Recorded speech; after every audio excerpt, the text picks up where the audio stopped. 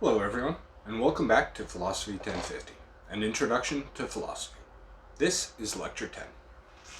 In today's lecture, we're going to be picking up where we left off in our last lecture, with Descartes' Meditations. So in our last lecture, we finished off with Meditation 3, where Descartes gives an argument for the existence of God.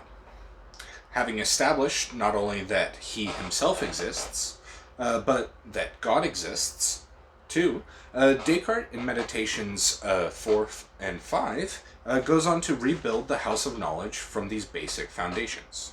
And in Meditation 6, he kind of brings it all together. So, with that, let's begin with meditation.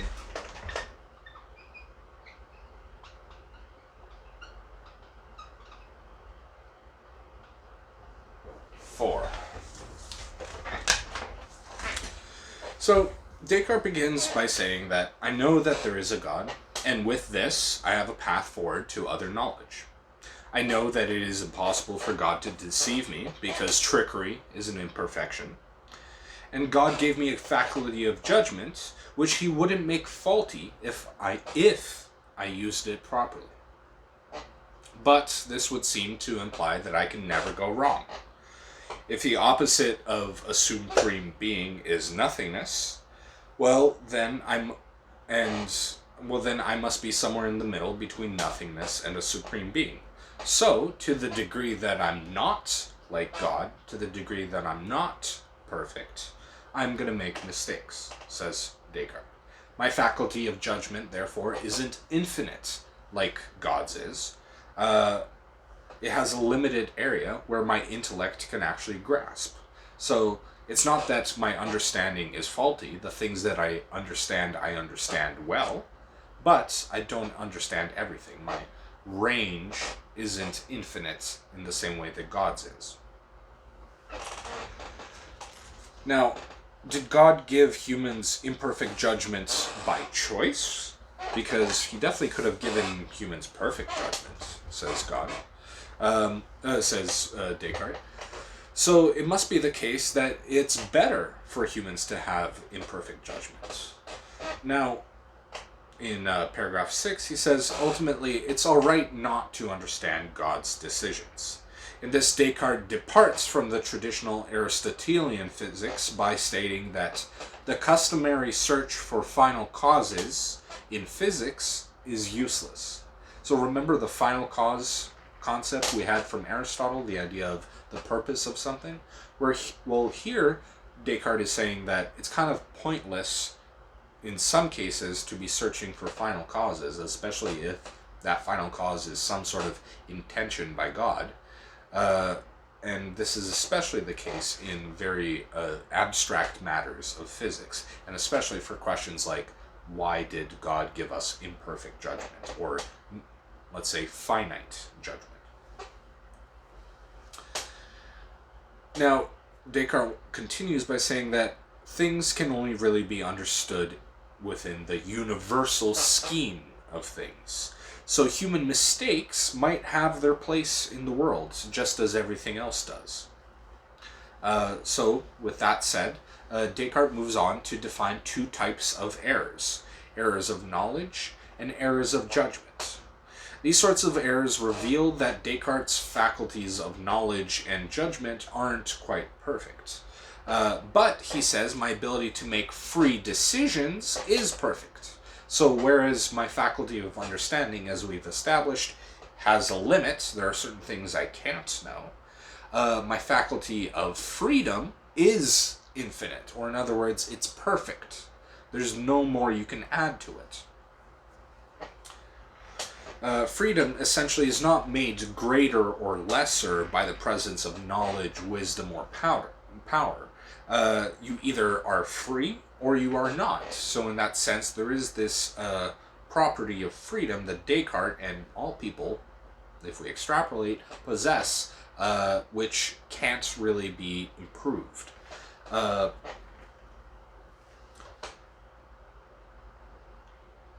Since then, Descartes can say that his faculty of understanding and freedom might even be perfect, or at least within their bounds, as we've established.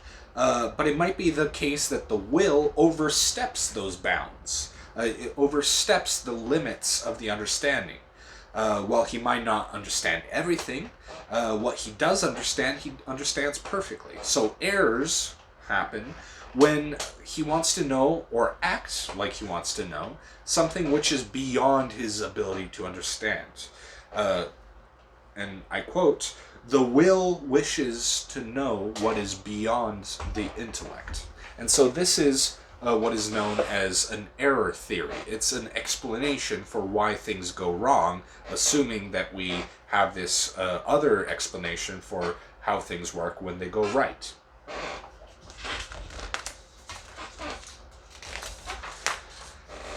So, for example, a question that the will reaches too far on is the question of whether my mind is identical to my body or is separate from it.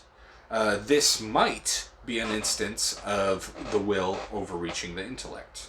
And many of Descartes' previous beliefs, he says, were this sort of belief, perhaps. A belief where his desire, his will to know, oversteps his ability to actually know. So he says, paragraph 12, "Errors arise from the will assenting to the truth or falsity of a belief without being led there by the light of the intellect." Now remember the light of the intellect? The intellect, and that was equal to things that are clearly and distinctly perceived, or in other words, undoubtable.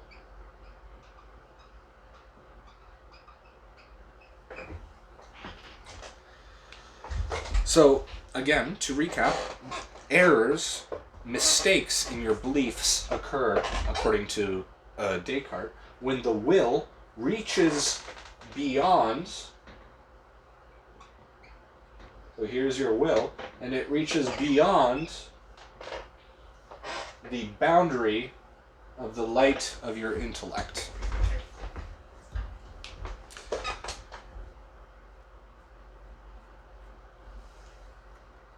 Now, to recap again, this sort of idea here basically amounts to step-by-step thinking. So if you're able to do something like, let's say, 13 times 2 plus 4. Well, step-by-step thinking would be, well, first I'm going to do this one. That's 26. And we still have the plus 4. Now I'm going to do this one. And that gives us 30. And this sort of step-by-step thinking, where each step is clearly and distinctly perceived, is the sort of thing that Descartes is aiming for the only things we should believe. Now, he continues that it makes sense that I have a finite intellect. I am thankful for it rather than resentful that it isn't greater. Nor am I resentful that my will is prone to reaching further than my intellect. This is because, as mentioned, will is an all or nothing thing. You either have it, or if you try and chip away at it, you actually break the whole thing and you just don't have free will. So will is a thing that you either have or you don't.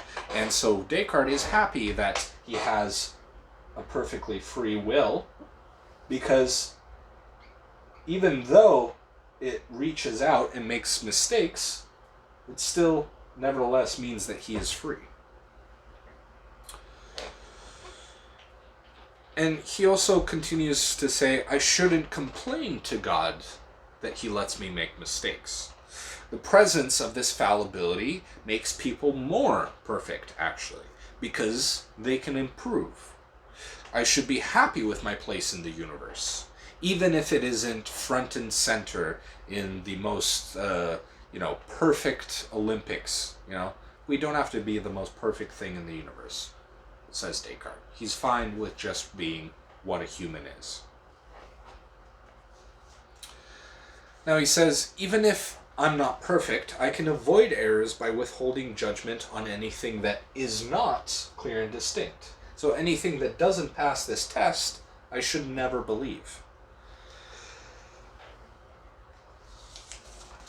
Even though I am easily distracted, with practice, I can keep this rule in mind and sort of keep myself safe from false beliefs. And keep in mind, again, this whole project started with his fear of false beliefs. He didn't know how to tell truth from falsity. Well, now he at least has this sort of rule of thumb. I will only believe things that pass this test. And he says if he does this long enough, then the difficulty of this will become less and less, because eventually it'll become like a habit. It'll become like if you have a cup of tea every morning for a year, well then eventually you're just going to feel like that's part of what your life is. You don't even think about having the tea in the morning. You just do it. And in the same way, Descartes wants to get to the point where he doesn't have to think about this. He doesn't have to put active effort into it. It just happens. And he says that humanity's greatest perfection might actually lie in perfecting the ability to retain the will so that it only stays within the boundaries of what is clear and distinct. The path to knowledge lies in focusing the understanding, instead, on very clear steps, as you might find in mathematics, or as you might find in these meditations. He's trying to do it with philosophy what you can do in mathematics, just doing, I believe this, and if you believe this, then you believe this, and if you believe this, then you believe this. And this is kind of one of the very first highly systematic philosophers that we get. So with that, Descartes concludes this meditation. To recap, in this meditation, Descartes has established a method for telling truth from falsity. Since God exists and God gave Descartes a perfect but finite capacity of understanding, Descartes can use that to find truth. By only believing things he can understand clearly and distinctly, he can take careful but certain steps in building up his knowledge.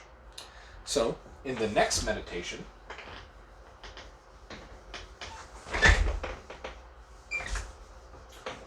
Meditation 5, Descartes begins by setting out to provide an account of physical objects and whether certainty can be had regarding them. But before he can do that, he says, I must consider my ideas of physical objects and separate the clear and distinct ones from the ones that aren't clear and distinct, because now he has this tool he can use. Well, he says one set of ideas he has is quantity, ideas about quantity. This includes things like length, width, height, but also the properties of parts, things like shape, or number, or motion, or duration. And Descartes says that his nature leads him to find these truths self-evident. Some things do not exist physically, and yet... there's this other category that, or rather this general category of things that don't exist physically, but they're not nothing. So they have their own immutable natures, as Descartes calls them. And this includes things such as triangles. So for a triangle, there are certain things that we can know about a triangle through our understanding, such as if you add up all of the different angles, they add up to 2 right angles, or in other words, 180 degrees. And Descartes says that these things weren't invented by him. They are things that he can't help but imagine in relation to his understanding of these objects. And he did not learn about these objects through his senses, as he can perform the same sort of game with even more complicated objects. So here's a pentagon. And I don't know about you, but there's not too many pentagons out there in nature. Or at least not that I've seen. And so Descartes can do the same sort of mathematical understanding and get other relationships out of it. And so clearly it's not his senses that are giving him these sort of insights into things like triangles. So he continues by making a sort of argument about the existence of things like this. So he says, I shouldn't use the green. He says that everything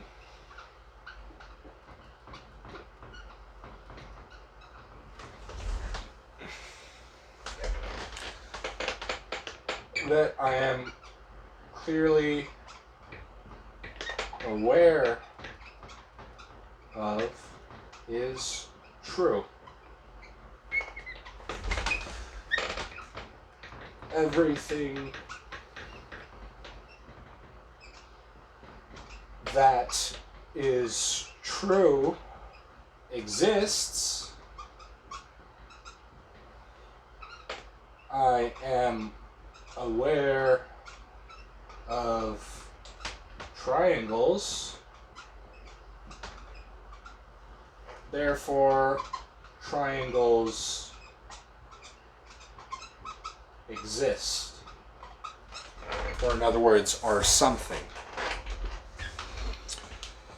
And this, I put in brackets because this can apply to any sort of thing. So anything that he can be clearly aware of must be true, or in other words, anything revealed clearly and distinctly is true. Everything that is true exists, or as he puts it, is something.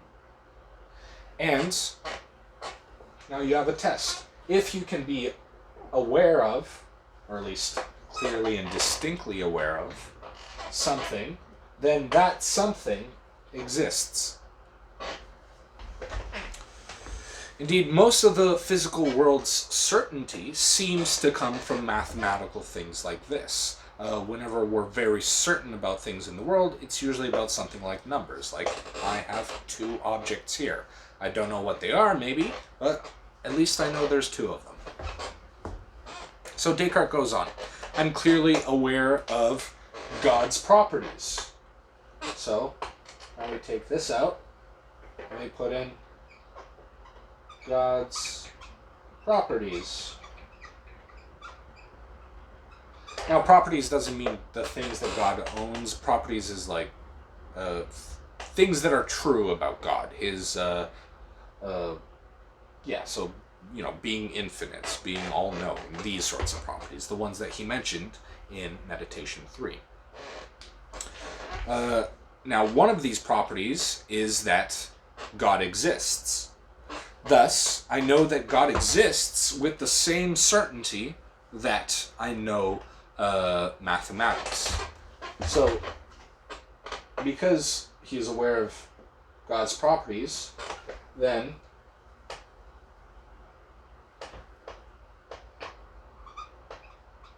God's properties exist. And what is one of those properties? Well, one of those properties is existence. And why is that one of the properties? Well, it's because existence is a perfection. And God, by definition, is perfect in all the ways you can be perfect. So Descartes continues and kind of gives the counter-argument here, as he's been doing every now and then. Maybe I'm attaching existence to God, but no such God actually exists. The problem is that this ignores that there are certain concepts that you can't have one without the other. You can't have the concept of a mountain without the concept of a valley. So those concepts aren't separatable. And in the same way, God and existence aren't separatable. They're two concepts that must come together as a package. And you can't separate them in the same way you can separate the idea of a horse and its wings. So we can imagine a Pegasus, a flying horse, and we can easily imagine a horse without wings. But, says Descartes, we can't imagine a God that doesn't exist, because by definition, a God is something that exists.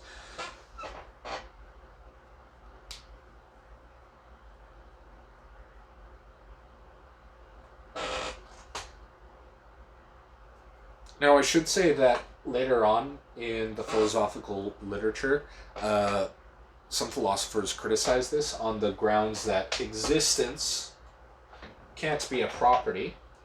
But for the purposes of this class, let's not worry about that too much. If you're interested, though, if you take some higher level philosophy, specifically in this case it would be something like philosophy of religion, you'll be able to take a bit of a more deep dive into the back and forth that goes into arguments like this. And so Descartes continues, there are no other things like this, things that have existence as part of their essence. He says, I can't imagine there being two gods, because then basically one of them would be in some ways equally perfect to something else, and in some ways that would be a loss of a perfection.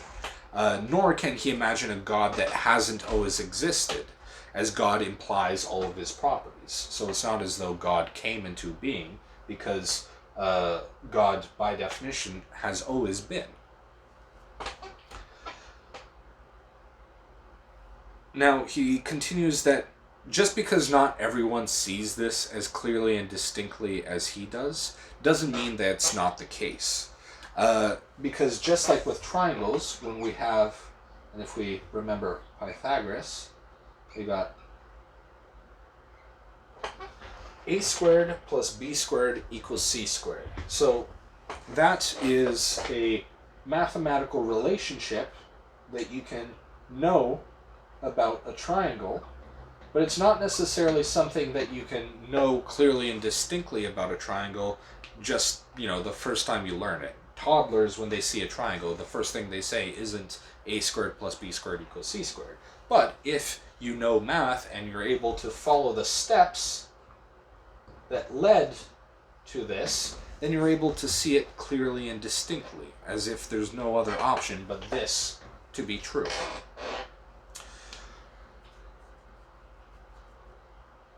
Now, ultimately, the certainty of all other knowledge, says Descartes, depends on discovering the certainty of God, the certainty of God's existence.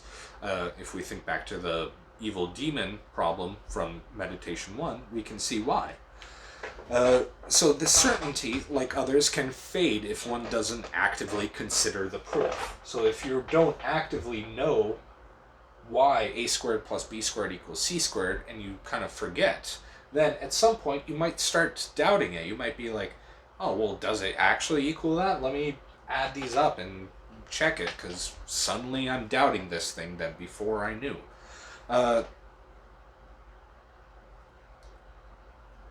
And so Descartes says that just like he has to be vigilant to keep in mind his rule for knowing what is true, he also has to be vigilant in remembering when he had clear and distinct perceptions. And all he is saying now is that I have a clear and distinct perception of God's properties, and one of them being that they exist. So I'm going to hold on to that because I need it to do the rest of this project.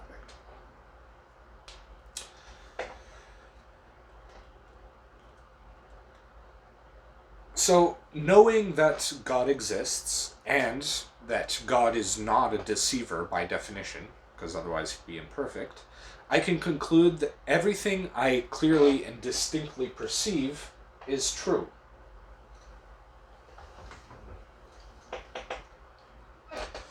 I just need to remember that I clearly and distinctly perceived it. Even if I happen to be dreaming, and remember dreaming was like the big boogie monster in Meditations 1. We never know whether we're dreaming or not. Well, even if I am dreaming, if I clearly and distinctly perceive something, like, let's say, the properties of a triangle or something else, then even then it is true, even in a dream.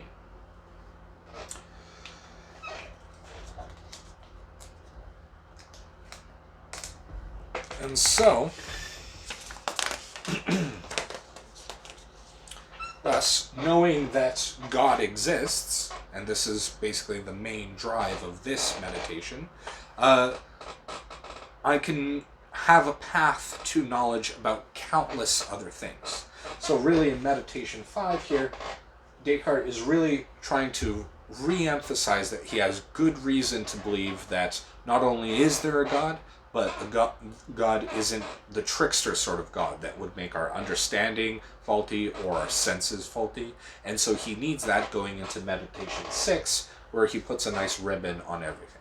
Well, whether or not it's a perfect ribbon is up to us to decide, judging his work. But nevertheless, it's certainly what he thought was a nice conclusion.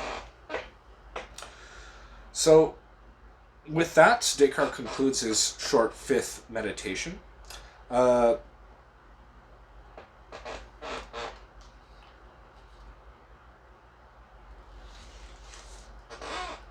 let's move on to Meditation 6, the final meditation. So in this meditation, Descartes sets out to establish, finally, the existence of material things and to explain the connection between mind and body. So he starts by saying that I can know that mathematical objects exist, but what about material objects? We established in Meditation 5 that mathematical objects exist, like triangles, but what about stuff in the world? What about, the thing that really we're worried about here? Are we in a matrix simulation kind of question? So in Meditation 6, that's where he finally starts addressing this sort of stuff.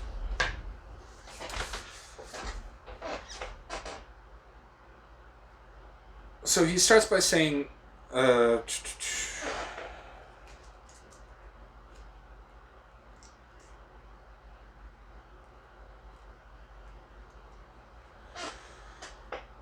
so he starts by using this clearly and distinctly tool of his to tell what is true and false by saying that my faculty of imagination is the application of my cognitive faculty to a body which is present to it and therefore must exist. So he says that this is kind of like the starting point where his clearly and distinctly clear and distinct perception is leading him. But he wants to sort of make a distinction between imagining and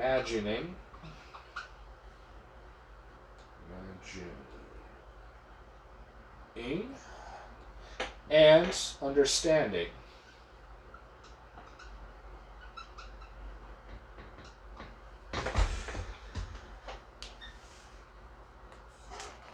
So he says that when I imagine something, it kind of appears in my mind. So let's imagine this is sort of our mind.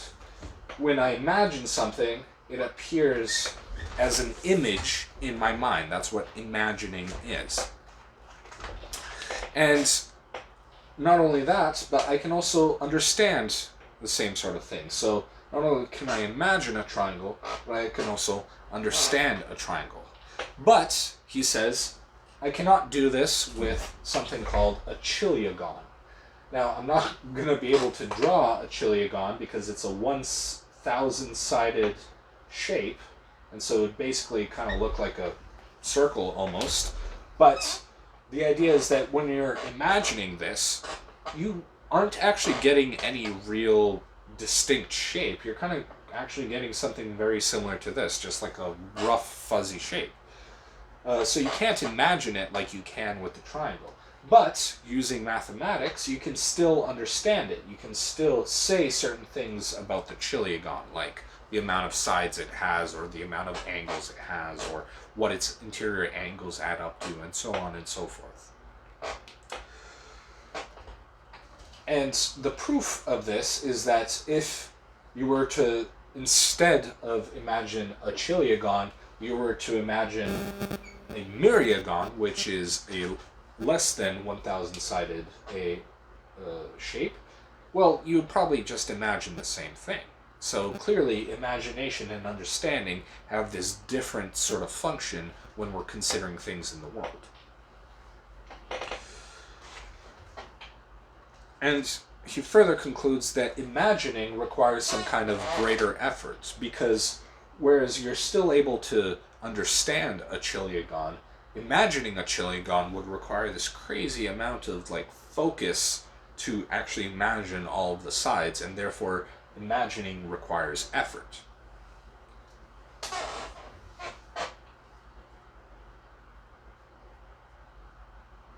Now he continues in paragraph to say that I would still be myself if I were not able to imagine anything. So if there was nothing in my mind's eye, I would still be myself because I could still understand things and speak and get meaning out of the world.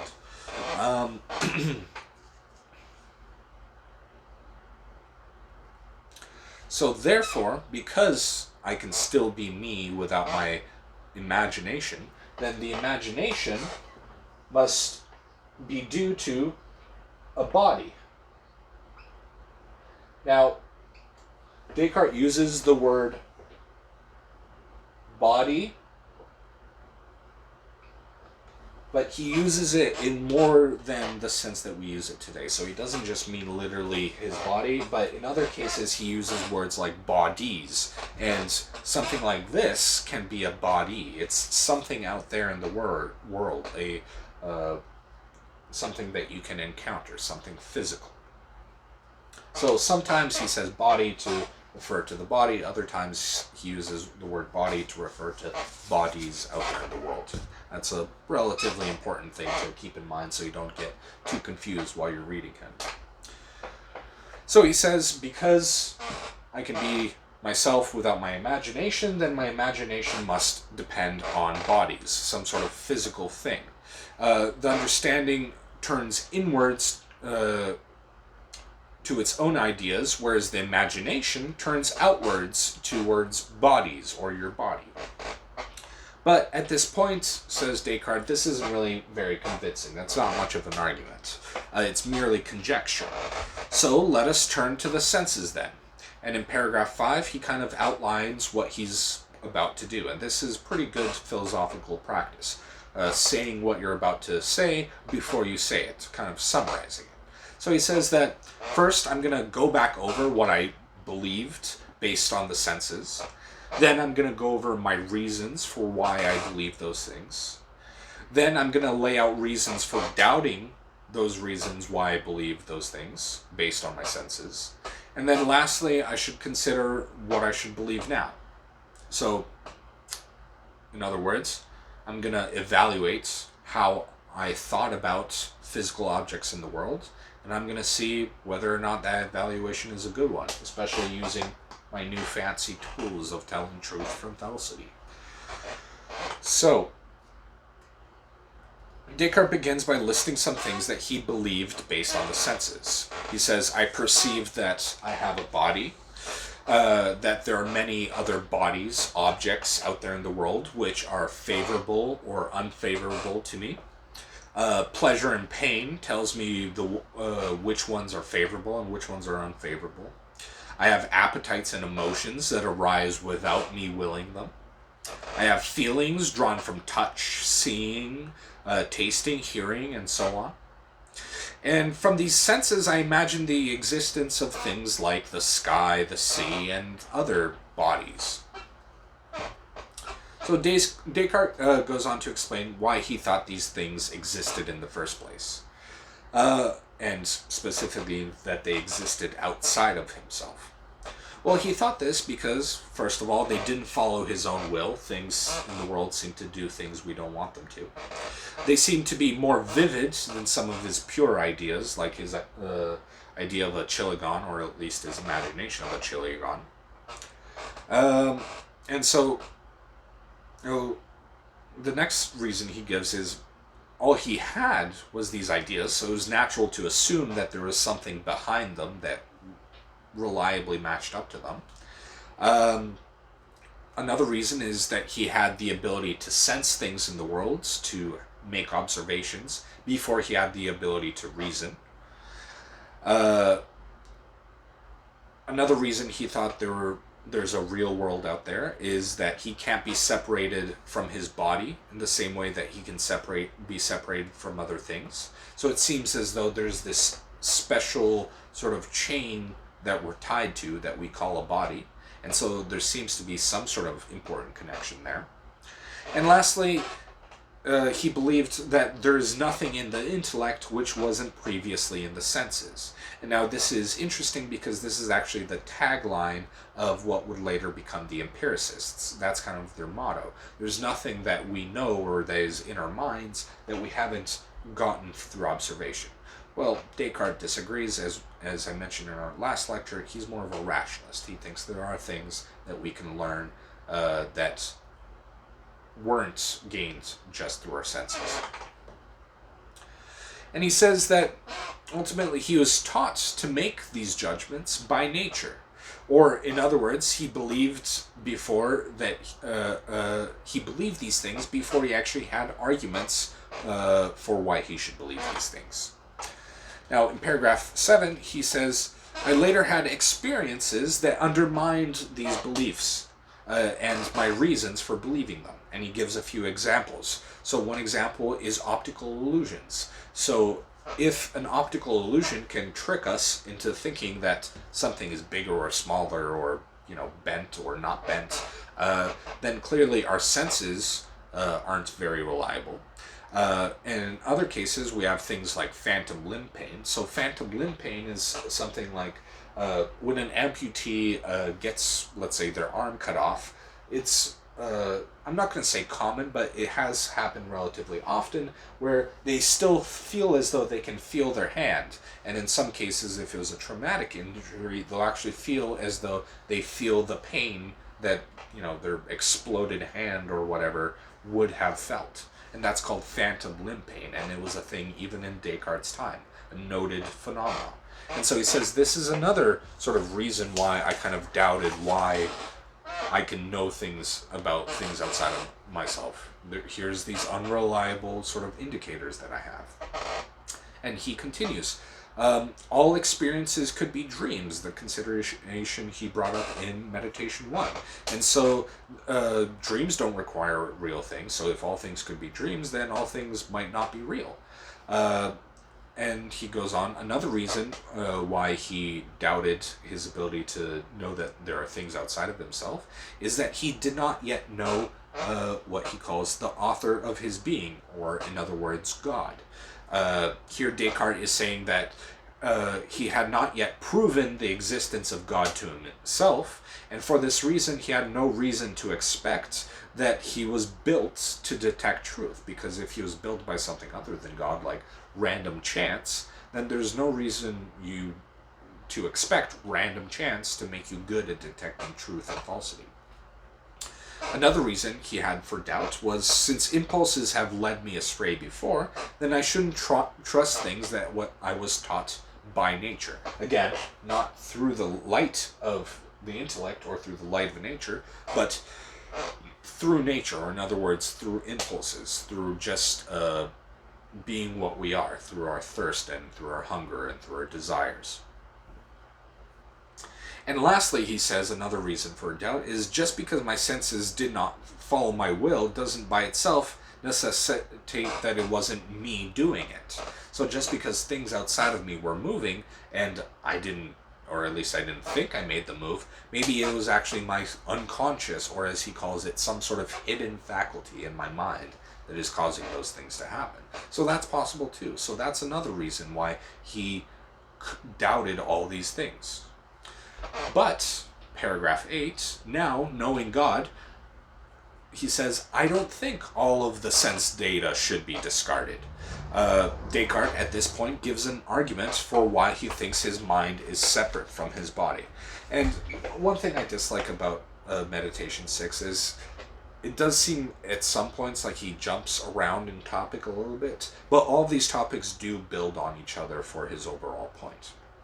So again, he goes on to give an argument for thinking that he is separate from his body. So according to his clear and distinct perceptions, he knows a few things. He knows that there can be separation between two things. Well, there it is right there. There's two things. There can be separation. He knows that his own essence, as he established in Meditation 2, is as a thinking thing that is not extended, so there's no like physical size to his mind. His mind just is. And through his clear and distinct perception, he can know things about his body, specifically that his body is not a thinking thing, and that his body is extended. It does have size to it. And so therefore, he concludes, he clearly and distinctly perceives that he must be separate from his body because he is a thinking and non-extended thing, and his body is an extended and non-thinking thing. And so they can't possibly be the same thing. He clearly and distinctly judges that. So, paragraph 10, I clearly and distinctly perceive that senses cannot exist without a thinking thing, but senses also require extension, reality. It is practically implied in the essence of what senses are. God would be a deceiver if my ideas transmitted to me through my senses weren't accurate.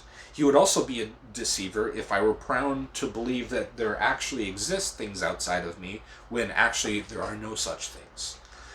And so therefore, physical things must exist outside of myself. Otherwise, God would be a deceiver. At the very least, the properties of the physical world which I clearly and distinctly perceive must be true, and certainly the mathematically describable ones, such as counting and length and width and duration and speed and so forth. Now, paragraph 11, things I know by nature are designed to be placed in me by God. So things taught by nature contain some truth. Thus, I can know even more about the physical world beyond just the mathematically describable properties. If by nature I am led to believe certain things, then there is usually some truth in that because God led nature to lead me to believe those things. Now, things that fall into this category of things taught to him by nature are things like I have a body, that pain means something is wrong, that pleasure means something is right, and that the mind and the body also form a single unit. Descartes at this point kind of makes a comparison. It's not as though the mind is like a sailor on a ship, kind of inspecting from a distance things that are outside of himself. Rather, the mind is something that is intimately joined with the body, such that it's one and the same thing. In order for the mind to gain knowledge about the body, the mind first must, in some ways, gain knowledge about itself, to inspect itself. And he goes on to sort of give a little bit more of an account of this later on. Now, he says, I can know the properties of an object through my sensations of them. Still, though, there remains the existence of bad judgments, such as the absence of sensation means that there is nothing, or in other words, if I don't see it, it doesn't exist. Other bad judgments include things such as heat in the world is the same thing as heat as I experience it. So the actual feeling of heat is what exists in something like fire. That's a mistake. Or another example is the color that I see, the color that we see, actually is in the objects out there in the world. That is another mistake. And This goes into other more detailed issues that, if you are interested in, I encourage you to take a higher level philosophy course that explores things like this. Specifically, this issue would fall under something called metaphysics.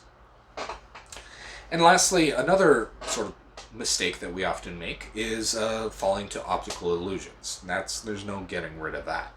Ultimately, the main thing nature teaches us is to avoid the things which bring harm to the mind and body units, and to pursue things which benefit the mind and body units. Now, at this point, Descartes is trying to give us an account of why our bodies sometimes cause us to pursue what is bad for us. In other words, he's attempting to explain certain illnesses. Now, he says in paragraph 16, our nature's impetus towards the beneficial does not come with omniscience, all-knowingness. And so, for that reason, it makes sense that we sometimes make mistakes. The body, he says, the body of a person, is like a machine. Without a mind, the body would still be inclined to act in certain ways, like, for example, drinking water when it is thirsty, because those are functions of the body. And now, whether or not that's actually true, again, further question. Let's just set that aside for a moment. Now, Descartes goes on to ask, why does God allow nature to deceive us? And he uses an example at this point of something called dropsy. Now, I'm no doctor, but at the very least, from the reading, we can conclude that dropsy is some sort of condition that makes you drink water, perhaps to an excess, to the point where you're actually hurting yourself by drinking more water. And so this is the example that Descartes uses. And so he's trying to ask, okay, well, why would God allow nature to be like this? Why would he allow our bodies to be like this? Now he says that the mind and body differ in that the mind is indivisible, whereas the body is divisible. If you cut off part of the body, such as the hand, you don't lose part of your mind because you lost your hand. But it remains for Descartes to explain exactly how the mind and the body are connected. He says that the mind is affected only by one part of the brain, what we today call the pineal gland. Now, in some circles, New Agey sort of circles, they refer to the pineal gland as the third eye. With modern science, we've kind of learned that there's not too much special stuff going on with the pineal gland. It's mostly just a hormonal gland, and it may have some function in dreaming. But beyond that, there's no real evidence for what Descartes claims here, that the seat of the mind or of the soul is in the pineal gland, which is kind of like at the center of your brain, roughly speaking. Now, moving on from that very particular account of Descartes, because that's where he wants to say mind and body overlap. That's where they interact. The body sends signals to the pineal gland, and the pineal gland, because of what it is able to, send that information to the non-physical mind. And he wants to sort of give an account here that is even a little bit more detailed than that. So let's draw a person here. This little gingerbread man looking guy. So here we have our brain, and then in the middle of the brain we have like the pineal gland. And Descartes kind of wants to give the reader, and keep in mind that readers at this time didn't all necessarily go through our modern high school today, so not all of them had great knowledge about things like anatomy or the nervous system. And so this is a pretty decent account for the time. He says, nerves in the body send signals to the brain, and these signals can be spoofed along the way. So in your body you have all these kind of wires that send signals up into the brain.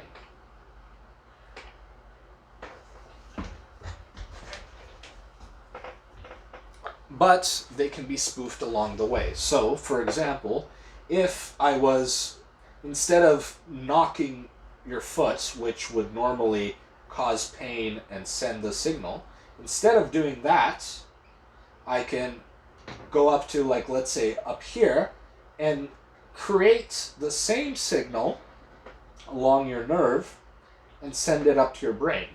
And what's going to happen? Your brain is going to think that your foot has been hit, but actually it wasn't hit at all. And so it's going to, pull the foot away, but there's nothing to pull it away from because it's not actually being injured. And so,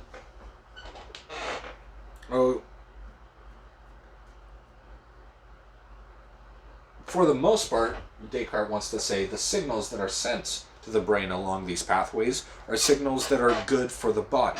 But sometimes, in cases like dropsy, so let's say here's your stomach or whatever, in cases like dropsy, there's a signal that gets spoofed that tells your brain to be thirsty and causes you to drink and drink and drink and, make you have a bad time. And so here finally Descartes answers his earlier question about the origin of sickness, or at least some sicknesses. Some sicknesses that cause us to lead us astray to what is good to us are caused by basically just mistakes in a well-functioning machine. It is good that it is this way, though, because it's better to mislead on occasion than it is to always mislead a body about when it is in good health. So basically he's saying that, it's better to have this potential of, it messing up sometimes than to not have this system of telling when we're being hurt at all. Thus, Descartes concludes, I can trust my senses for the most part, assuming I employ my intellect, or in other words, so long as I am very careful. Descartes also goes on to give us a solution for how to tell dreams from waking reality. So he provides two methods for this. Firstly, he says that dreams are never linked with memory in the same way that waking life is. So in a dream, someone is going to appear and disappear and then reappear again, maybe even as someone else, and there's no real memory link there connecting it all to what you did yesterday, how you got there, how they got there, the sort of timeline of things. And so memory, says Descartes, is one very important tool we have in being able to tell that we're not dreaming. If you're able to remember how you got there, well, chances are you're not dreaming. The second option for telling whether or not you're dreaming is that you can check and reconfirm reality using all of your senses. So let's say you're dreaming about this pen. Well, you're not sure whether you're dreaming or not, and so you can see it, so that's one sense, but in the dream you could do something else, like you could try and touch it. And sometimes in a dream, your hand will pass right through objects or something like that. Or if that doesn't work, you can sniff it and it smells like, I don't know, strawberries or something, and that's wrong.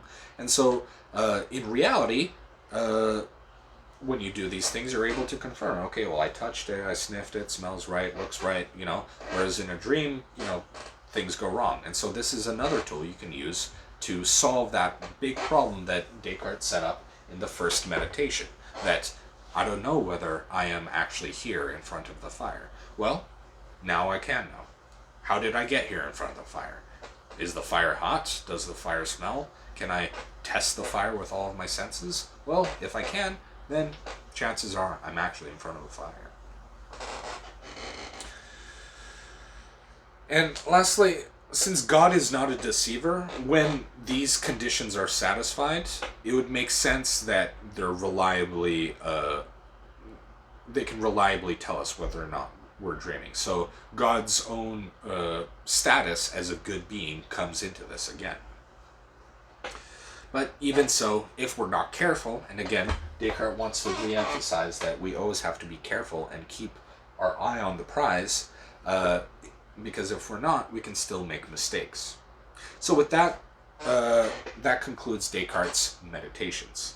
To recap, in the first meditation, he laid out all of the things that he could doubt, which was practically everything.